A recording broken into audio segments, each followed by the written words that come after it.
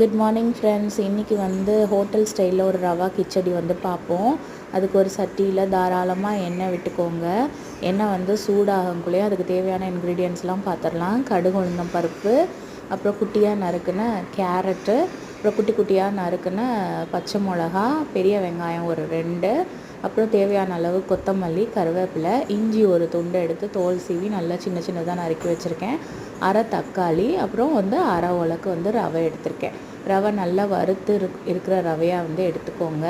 இப்போ அந்த எண்ணெய் சூடாக இருக்கும். சூடான எண்ணெயில் இந்த கடுகு, உளுந்தம் பருப்பு போட்டு தாளிச்சிட்டு, அப்புறம் தேவையான அளவு மஞ்சள் தூள் எடுத்திருக்கேன். கடுகு நல்லா பொரிஞ்சு வர விட்டு வெங்காயம், நம்ம நறுக்கி வச்சுருந்த கேரட், தக்காளி, இஞ்சி, கருவேப்பிலை, கொத்தமல்லி எல்லாத்தையும் போட்டு நல்லா வதக்கி விட்ருங்க. வதக்கினதுக்கப்புறமா அது கூடவே இந்த மஞ்சள் தூளையும் போட்டு நல்லா வதக்கிட்டு தேவையான அளவு உப்பு சேர்த்து நல்லா வதக்கிக்கோங்க.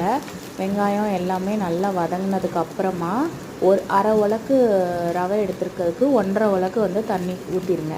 ஊற்றி நல்லா கொதிக்கட்டும். தண்ணி கொதித்ததுக்கப்புறமா வறுத்திருந்த ரவையை அதில் போட்டு நல்லா கிண்டிட்டு இறக்கும்போது ஒரு 1.5 ஸ்பூன் அளவுக்கு நெய் விட்டு நல்லா இது பண்ணிக்கோங்க. அப்புறமா தேங்காய் சட்னி